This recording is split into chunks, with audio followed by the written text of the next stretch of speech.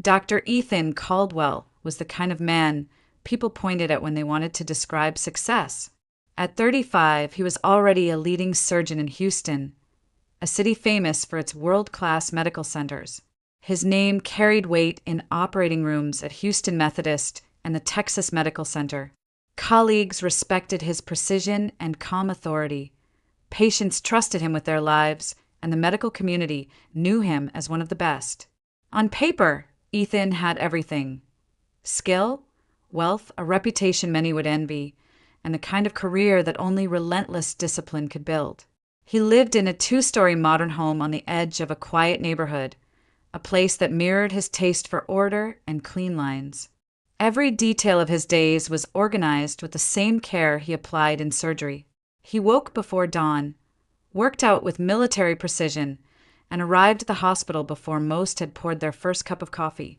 In the evenings, he didn't collapse into a couch like so many of his peers. He preferred activity, running along Buffalo Bayou, riding horses when he could find time, skiing on winter trips, and, more than anything, fishing. Fishing wasn't just a hobby, it was his meditation, his way of silencing the noise of a city that never stopped humming. Ethan loved the simplicity of a rod, a line, and the stillness of a lake more than any expensive party he could be invited to. Despite his physical discipline and polished appearance, his private life was a blank page. Rumors circulated among nurses and even some of his colleagues. How could a man like him still be single? Some whispered that he was indifferent to women. Others speculated crueler things about his masculinity. Ethan never bothered to deny or confirm any of it. He wasn't ashamed, nor was he inclined to prove himself to anyone. His victories, personal or professional, were his own business. The truth was far simpler. He had dated, he had experienced fleeting romances, but none of them had lasted, and he never felt compelled to announce them.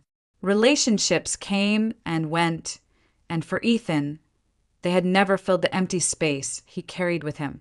That emptiness had roots stretching back to childhood. Ethan's parents, both highly respected doctors, were brilliant but perpetually absent. His father was a cardiologist often called into emergency procedures. His mother, an oncologist, traveled frequently for conferences and spent long nights on call. For Ethan, home was a place of quiet rooms and hurried meals. He was left mostly with his grandmother, a stern woman who provided food and discipline but little warmth. She dressed him neatly, ensured his homework was done, and sent him to school on time, but affection was scarce. Ethan grew up learning not to expect hugs or tender words. By the time he was in middle school, he was accustomed to solitude. He cooked simple meals for himself, kept the house tidy, and rarely complained. If he invited a girl over, no one noticed. If he stayed out late, no one waited up. Independence wasn't a choice, it was a survival skill. As a young man, Ethan poured his energy into academics and then into medicine. He graduated with honors, completed his residency with distinction, and built a career step by step, each achievement stacked on top of the last. There were setbacks, of course: grueling hours, failed relationships, the endless exhaustion of medical training. But he endured them the way he endured long hours in the OR, silently, without complaint, driven by a goal he could never quite articulate. He told himself it was about being the best, about saving lives, but deep down he knew it was also about filling the silence inside him with something that mattered. Now, in his mid-30s, Ethan's life looked enviable to outsiders. He drove a sleek black Lexus, wore suits tailored in downtown boutiques, and enjoyed every comfort money could provide. Yet when he returned home at night, silence greeted him. The refrigerator hummed, the house stood immaculate, and no one asked how his day had gone. He told himself he preferred it that way, that freedom was worth more than attachment. But sometimes, while casting a line over still water or looking at the lights of the city from his balcony, he wondered what all of it was for. He was admired, even envied. But admiration is not companionship, and envy is not love. Ethan Caldwell, the brilliant surgeon of Houston, seemed to have everything a man could want, except someone to share it with. And in those quiet moments, he felt the hollowness most of all. Outside the bright glass doors of a Houston supermarket, Dr. Ethan Caldwell slowed his steps. The April air was unseasonably cold, sharp with wind that cut down the street and slipped beneath his tailored coat. He had stopped on his way home to grab a few things, a routine errand that should have taken minutes. But on the bench near the entrance, a scene pulled him from his stride. A young woman sat huddled with a boy of about 7, both clutching their thin jackets tighter against the chill. The boy's knees were drawn up, his sneakers scuffed, his shoulders trembling, not just from the cold, but from exhaustion. The woman, barely out of her 20s, kept glancing at him, her face pale with worry. Ethan noticed the way she tucked a strand of hair behind her ear, trying to smile for the boy, though her eyes betrayed a deep weariness. Something about the pair stopped him.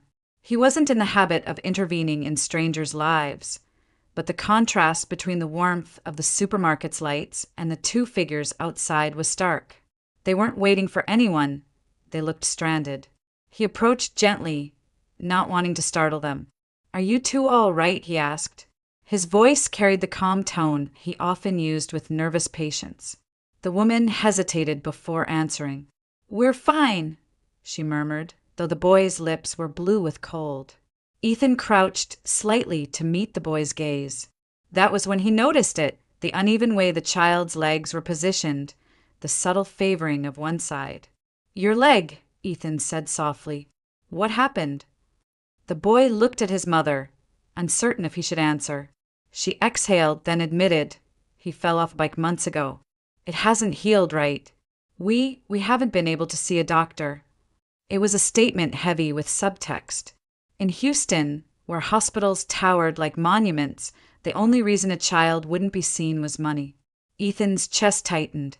He had treated countless children for injuries far less severe, families with insurance that covered every detail. But here was a boy limping through pain because his mother had no means. He straightened, running a hand over his jaw as an idea formed. This wasn't just pity, it was instinct. He had room in his home, the resources, and, if he was honest with himself, an ache for company. "Look," he began, carefully addressing the woman. "I know this might sound unusual. My name's Ethan Caldwell. I'm a surgeon here in Houston. I live alone, and I've been considering hiring someone to help keep up my house. It's large and I work long hours. If you're looking for work, I could use a housekeeper." The woman blinked at him, startled. "You don't even know me," she said. "You're right," Ethan admitted. "But I can see you're in a difficult situation. And I can promise you this. I'm not the kind of man who would hurt you or your son. You'd have a roof over your head, steady income, and safety. I can also make sure your boy gets the medical care he needs." For a long moment, silence stretched between them, filled only by the shuffle of carts and the automatic doors sliding open and shut. The boy's small hand slipped into hers, as if asking her to consider. She drew a breath. "I'm Grace Miller, and this is Danny." Ethan nodded, relieved at the first step of trust. "It's good to meet you, Grace. What do you think?" Grace looked down at her son, then back at the man who seemed too polished, too composed to be real. Everything about her screamed caution. She knew the dangers women faced when desperate. But she also saw the sincerity in his eyes, the quiet steadiness that belonged to someone used to holding lives in his hands. Finally, she whispered, "All right, we'll come." That night, Ethan carried groceries into his immaculate house, and behind him trailed Grace and Danny. The boy's eyes widened at the spacious rooms, the glow of warmth, the stocked kitchen. Grace moved carefully, still uncertain if this was the right choice, but already grateful that her son was no longer shivering outside. It was an arrangement born of chance, but as Ethan watched them settle in, Grace's cautious steps, Danny's hesitant smile, he felt a stirring he hadn't expected. The silence that once welcomed him home was broken, replaced by the faint sound of life. Neither of them knew it yet, But this moment marked the beginning of a bond that would change all of their lives. The next few days settled into a rhythm that felt strange at first, but gradually began to feel natural. Grace moved through Ethan's large house with quiet determination, tidying rooms that had once stood untouched for weeks, cooking meals that warmed the air with scents Ethan hadn't realized he missed. She was careful not to intrude on his space, always asking before adjusting anything. But Ethan noticed small differences immediately. The laundry folded, the kitchen counters gleaming, fresh linens on his bed. Danny, too, changed within days, no longer confined to the cold or to meager meals. The boy's cheeks flushed with color, and his eyes brightened with curiosity.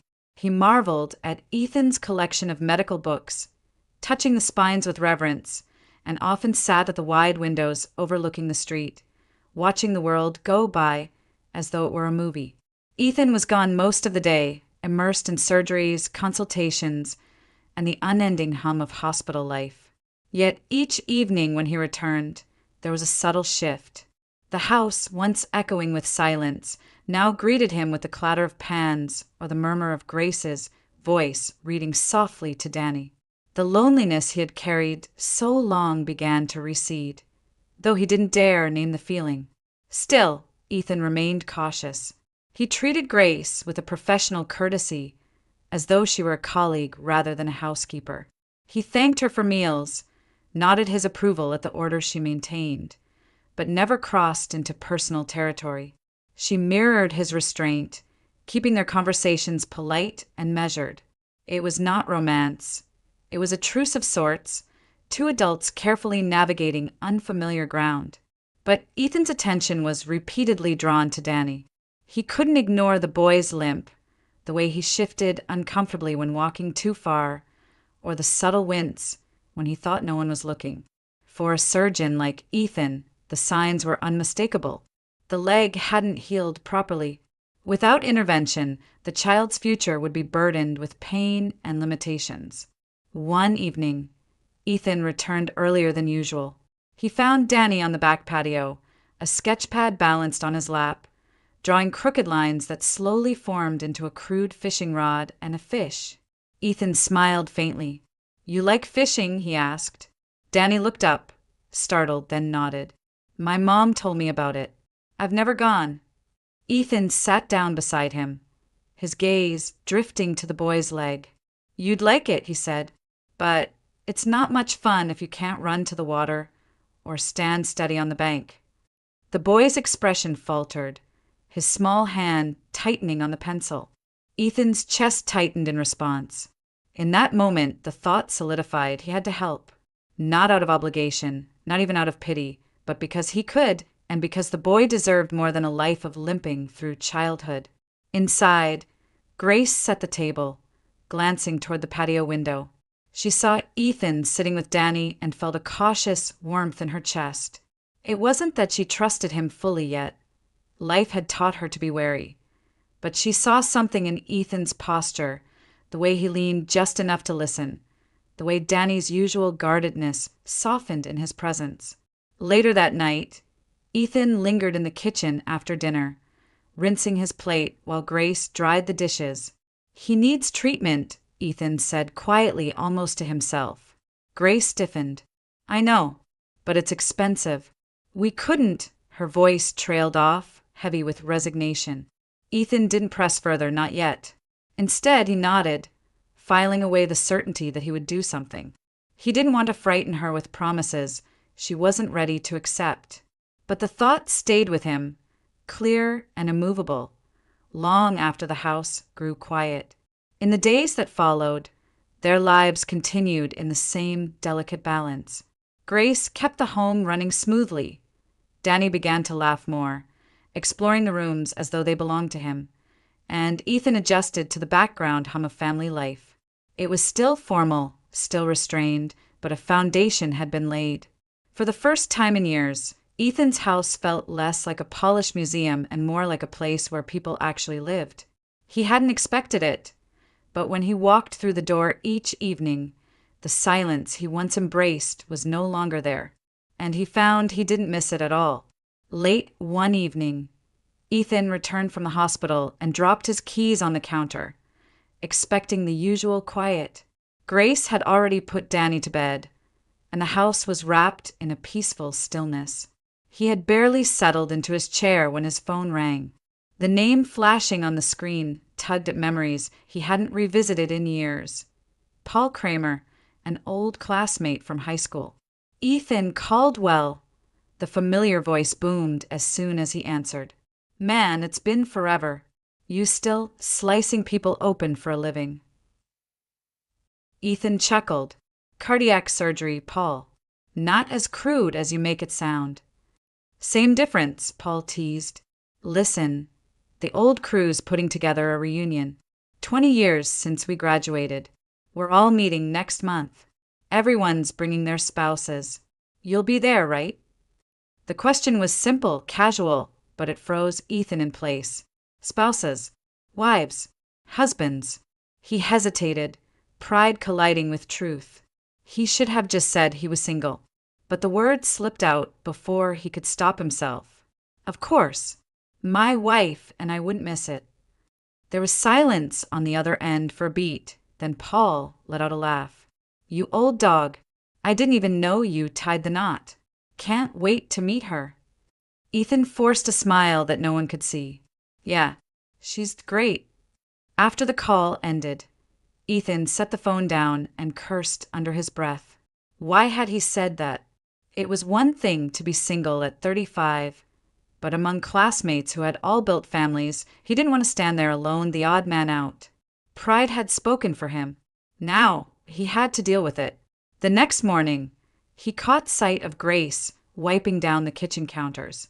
Danny was at the table, bent over a coloring book. Ethan cleared his throat. Grace, can I talk to you for a moment? She looked up, immediately wary. Of course. Did I do something wrong? No, not at all. He gestured toward the study, and she followed, nervously smoothing her apron as she sat on the edge of a chair. Ethan remained standing, hands shoved into his pockets. I received a call last night. There's a reunion for my old class. Everyone will be bringing their spouses. I may have told them I was married. Grace blinked. You told them what? He exhaled. It just slipped out. And now they're expecting me to show up with a wife. I was wondering if you would be willing to play the part, just for one evening. Her eyes widened, and she almost laughed at the absurdity. You want me to pretend to be your wife? Yes, Ethan admitted. I'll compensate you, of course. You wouldn't have to do much.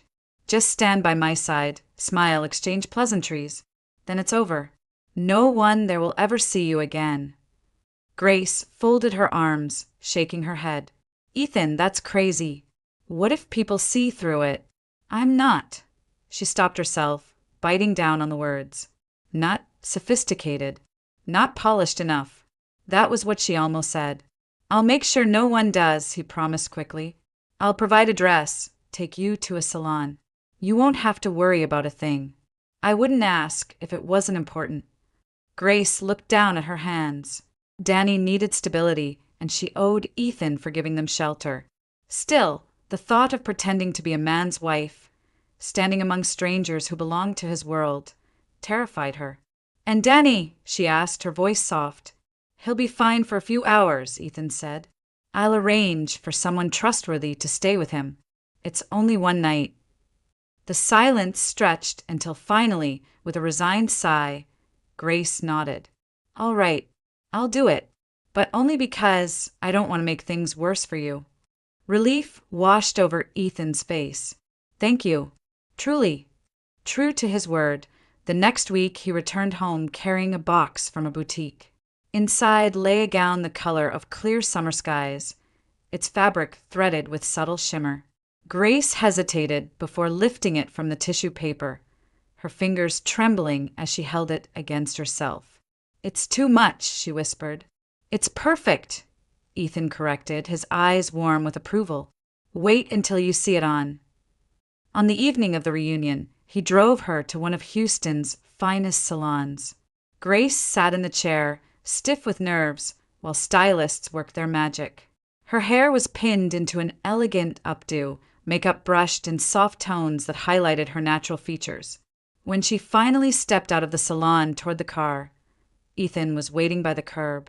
For a man who prided himself on composure, he forgot himself for a moment. His jaw slackened, and his eyes widened as though he were seeing her for the first time. Grace flushed under his gaze, gripping the folds of her gown. "What?" she asked nervously. He shook his head, a slow smile spreading. "Nothing.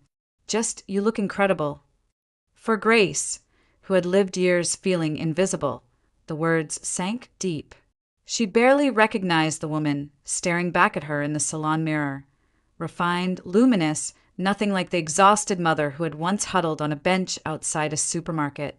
And though she told herself it was all pretense, that this night would mean nothing more, a quiet part of her couldn't help but wonder if this transformation might be more than just skin deep. The banquet hall glittered with chandeliers and soft music, the kind of venue Ethan's classmates had chosen to remind each other how far they had come since high school. Men wore tailored suits, women dressed in elegant gowns, and conversations hummed with stories of careers, families, and vacations abroad. When Ethan entered with Grace on his arm, the atmosphere shifted. Heads turned. Conversations faltered. For a moment, it was as though the entire room inhaled at once.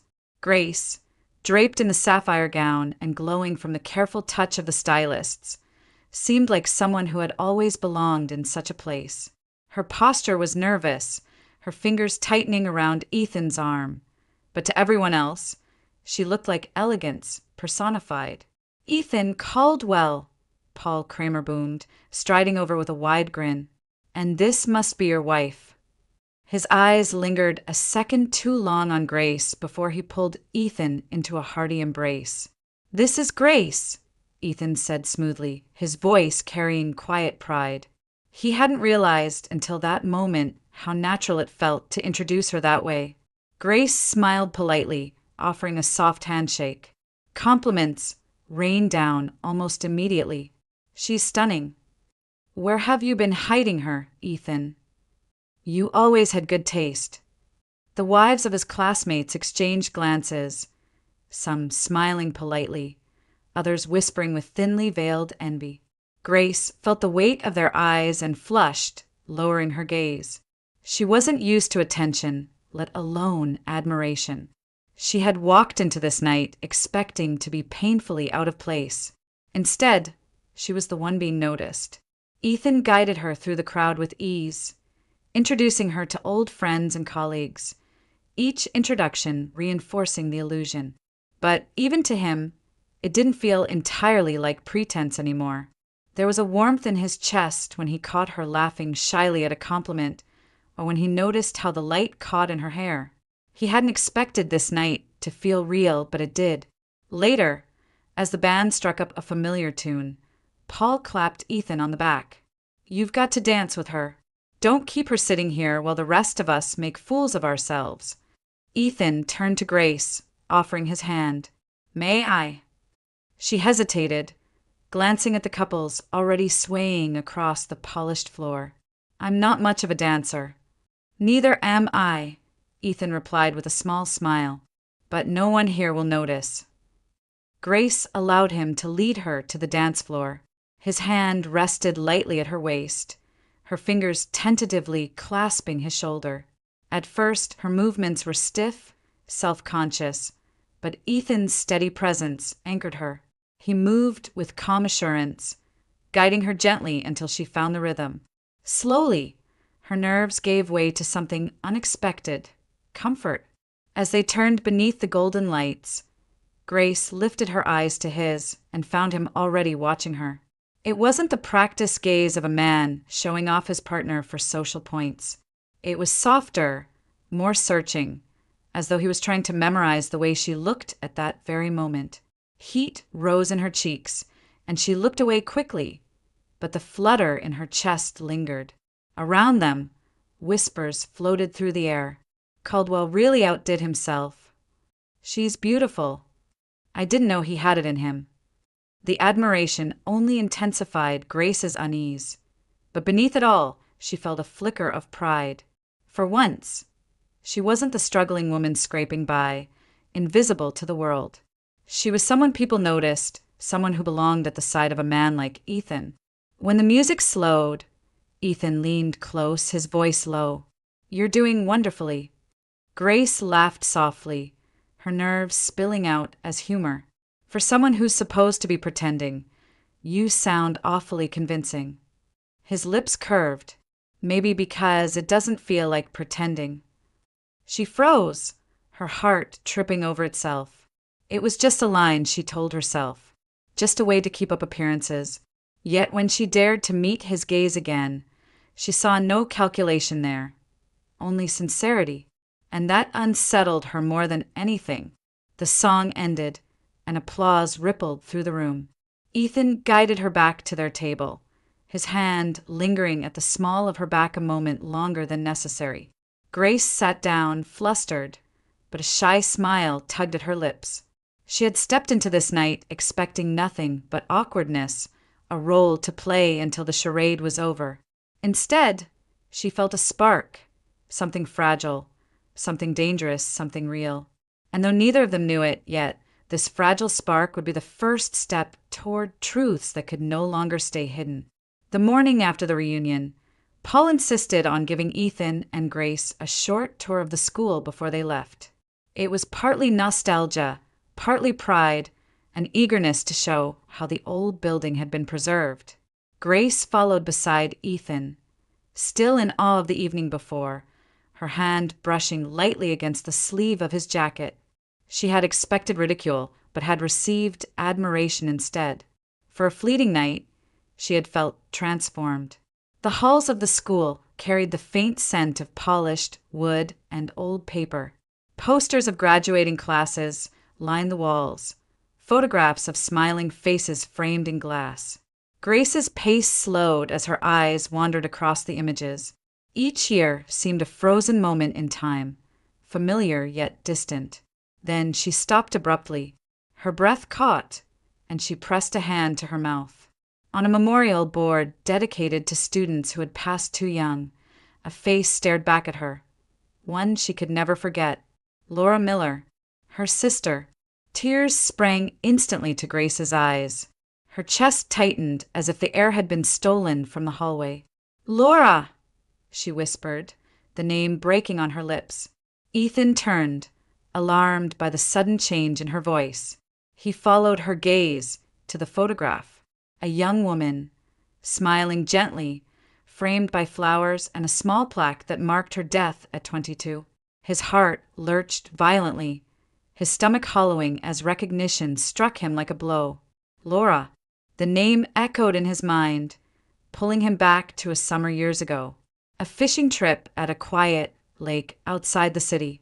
She had been there, bright, full of laughter, eyes sparkling in the sun as she teased him about his poor casting technique. They had spent days talking, walking the banks of the water, sharing stories like old friends though they had just met. Their connection had been sudden, fierce, unforgettable. He had left that trip convinced he would see her again. But life, residency, and distance had pulled him away. He had never sought her out, telling himself that fate would bring them together if it was meant to be. And now, fate had shown him her face again on a memorial board. He stood frozen, his throat thick, his pulse hammering in his ears. Grace sobbed quietly, her shoulders trembling as she traced her sister's name on the plaque. "She died during childbirth," she choked out. "She didn't make it. I promised I'd take care of her baby. Danny. He's mine now, but really he's hers." Danny. The name thundered in Ethan's mind. His vision blurred as pieces slammed into place with terrifying clarity. Laura. That summer.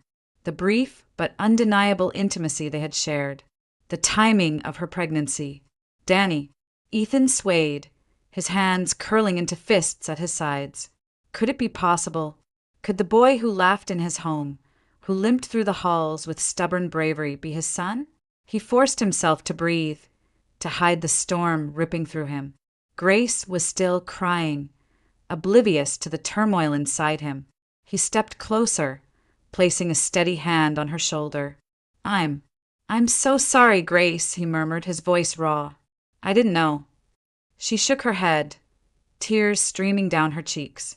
No one could have known. I was there when she passed. I was the only one left to care for him. I didn't want him to end up in foster care, so I raised him as my own.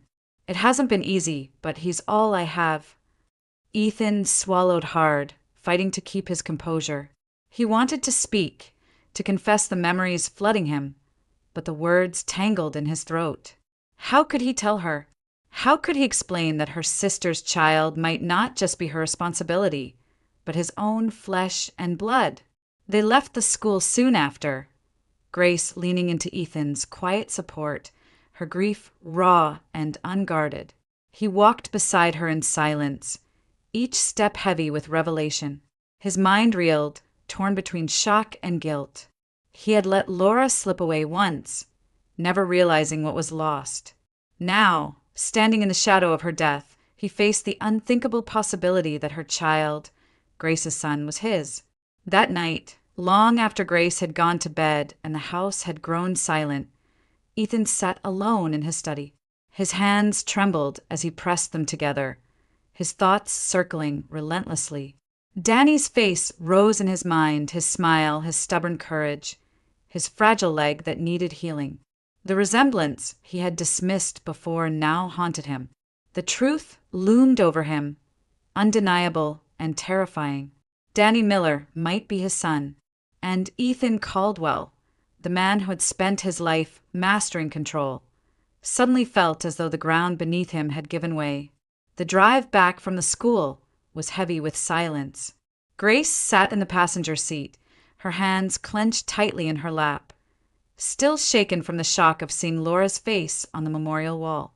Her eyes were red, her cheeks streaked with tears she hadn't yet managed to wipe away. Ethan kept his eyes fixed on the road, but his knuckles whitened against the steering wheel. Every mile brought him closer to a decision he knew he couldn't postpone. At last, unable to bear the weight pressing down on him, he spoke. "Grace," he began, his voice low and unsteady. "There's something I need to tell you." She turned slightly, her face guarded. "What is it?" He drew a slow breath, searching for words that could carry the truth without crushing her. "Years ago, before residency consumed my life, I took a trip outside the city. I went fishing by a lake not far from here, and I met someone. Her name was Laura." His voice faltered on the name. She was unforgettable. We spent a few days together, talking, laughing, sitting by the water. It was brief, but it felt real. Grace's lips parted, her expression caught between disbelief and pain. "I thought about her afterward," Ethan continued, his throat tight, "but then work pulled me back. I told myself it had only been a fleeting thing. I didn't look for her. I should have. God, I should have. And now," his hands trembled as they tightened on the wheel, "now I know the woman I left behind was your sister." The car felt suddenly smaller, suffocating. Grace shook her head, slowly, tears spilling anew. "So all this time, Danny!" Ethan forced himself to meet her gaze for a moment before turning back to the road. "I don't know for certain, but if Laura was pregnant after that summer, if the timing fits, then yes, it's possible he's mine." Her breath hitched as she turned away, staring out the window at the blur of passing lights. "Do you have any idea what you're saying? For years, I've carried him as my own, fought for him when no one else would. And now you're telling me he might be your son." The anguish in her voice pierced him. "I don't want to take him from you," Ethan said quickly. "You've been his mother in every way that matters. I would never try to erase that. But if he's my son, Grace, don't I owe him the truth? Don't I owe him the chance at a future with every resource I can give?" Her shoulders shook, torn between fury and despair. "You don't get it. For me, Danny is more than responsibility. He's everything. He's all I have left of Laura. If this is true, if he's yours, what happens then? Where does that leave me?" Ethan slowed the car, pulling over to the side of the road. He turned to her fully, his eyes raw with emotion. It leaves you where you've always been, at the center of his life. Nothing changes that. But I can't walk away, Grace. Not now. Not knowing what I know. For a long moment, neither of them spoke. Only the hum of the engine and Grace's uneven breathing filled the air. At last, she whispered, "How can we even be sure?" "There's a way," Ethan said firmly. "A DNA test. Simple, conclusive. No guessing. If Danny is mine, we'll know." Grace hesitated, the thought almost too much to bear. But deep inside, she knew the boy deserved the truth, however painful it might be. After a long silence, she nodded faintly. "Then do it. But promise me, no matter what the result says, you won't take him away from me." Ethan's voice broke as he answered, "I swear, Grace, I would never do that." The following week passed in a haze. Ethan arranged for the test quietly, ensuring it was done with discretion. Grace carried herself with the weight of dread, torn between hope and fear.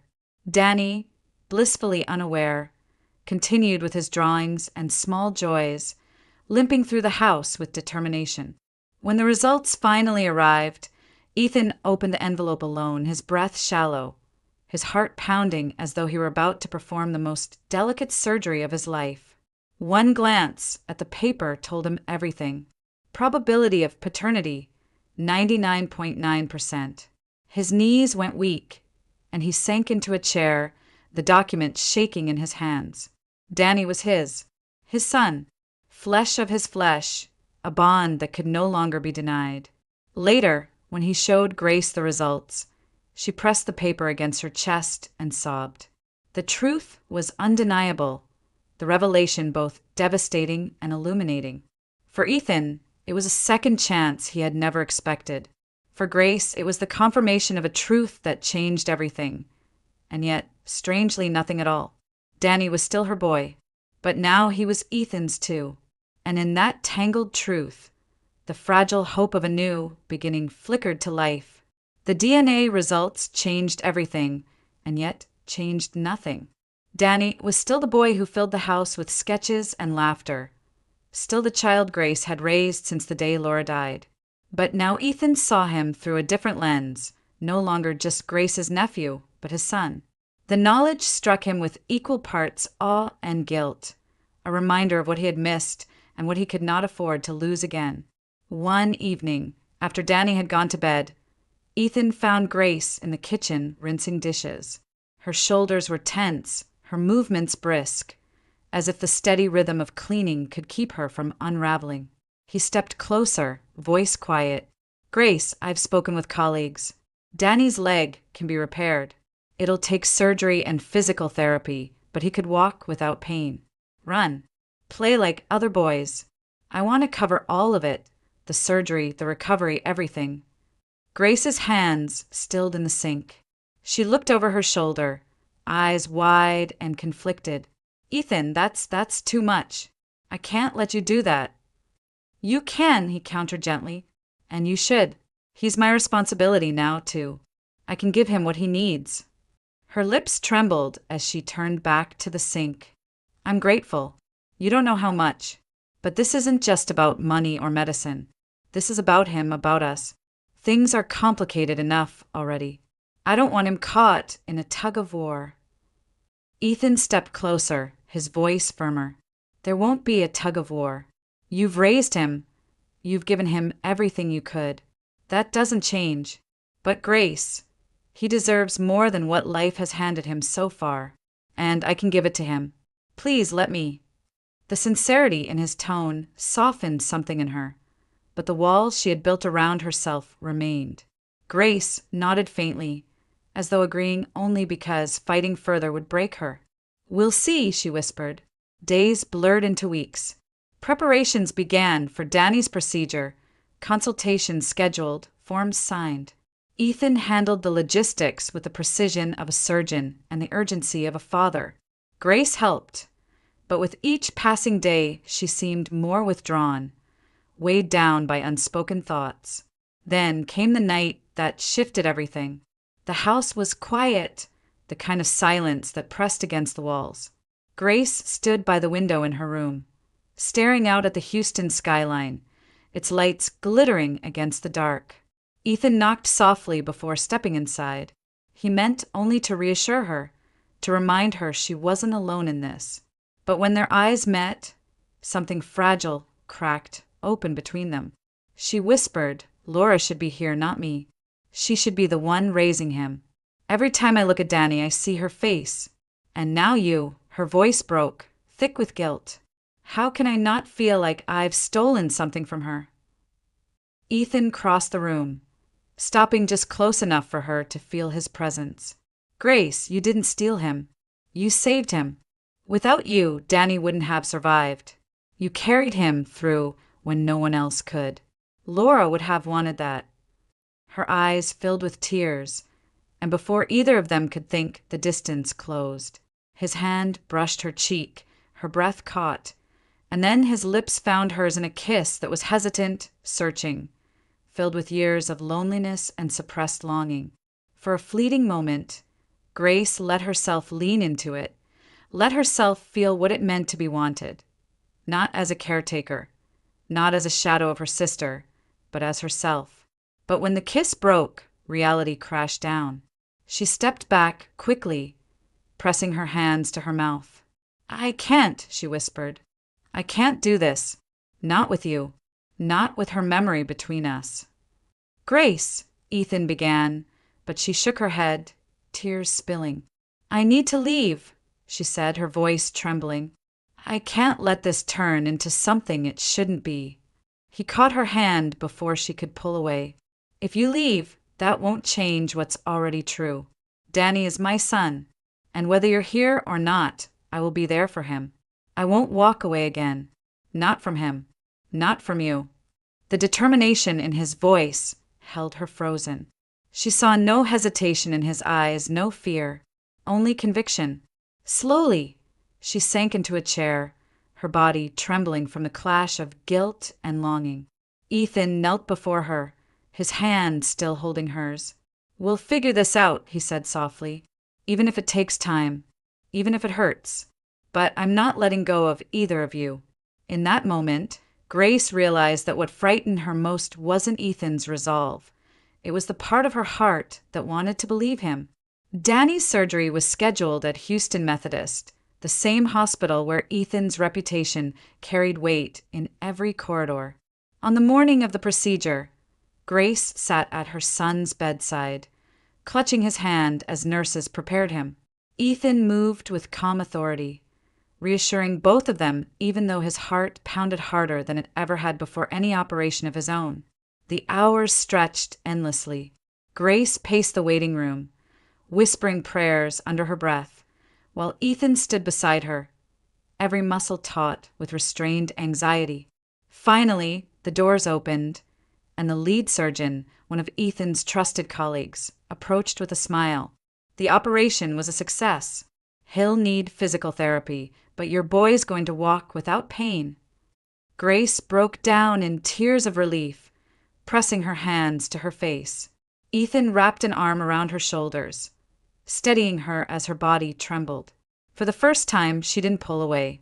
The days that followed were filled with small victories. Danny took his first steps with the help of crutches, his face scrunched in determination as Grace and Ethan encouraged him. Each day, he grew stronger, pushing through the exercises with a resilience that filled Ethan with pride. They clapped and cheered when Danny managed a few steps unaided, and the boys' laughter echoed through the rehabilitation room like sunlight breaking through clouds. It was during one of those evenings, when Danny had finally fallen asleep after a long day of therapy, that Ethan found Grace on the patio, her face lifted to the warm Houston night. He stepped beside her, the quiet between them charged with all that had passed. "Grace," he said softly, "I need to tell you something I can't keep inside any longer." She turned, her eyes wary but open. "I don't just want to be part of Danny's life," Ethan continued. "I want to be part of yours. These weeks, they've shown me something I didn't know I was missing. A family, a home. You and Danny, You filled this house with something I can't imagine living without. I love you, Grace. I want us to build a life together, not out of obligation, but because I choose you." Grace's lips parted, her breath catching. The confession struck deep, awakening both longing and fear. "Ethan," she whispered, "I don't know if I can. It feels wrong sometimes, as if I'm betraying Laura's memory. She should have been here with you, not me." Ethan took her hands gently in his. "Laura is gone, and nothing can change that. But she left us Danny, and you carried him when no one else could. You gave him love, a home, everything. That doesn't diminish her memory, it honors it. And I know if she could see us now, she would be grateful for you. For us." Tears filled Grace's eyes, but this time they weren't only of sorrow. She let herself lean into his embrace, and for the first time, she didn't resist the warmth she felt there. Weeks later, when Danny had regained enough strength, Ethan decided it was time to take the next step. He invited Grace and Danny to meet his parents, two people who had once been distant in his life, but who had always respected his choices. They gathered at his parents' home, a stately brick house in one of Houston's quieter suburbs. Grace was visibly nervous, smoothing her dress again and again, but Ethan kept a reassuring hand at her back. When they walked in, his mother's eyes lit up. "So this is Grace and Danny. Welcome." His father, reserved but kind, shook her hand firmly and bent down to greet Danny with a smile. The evening unfolded with surprising warmth.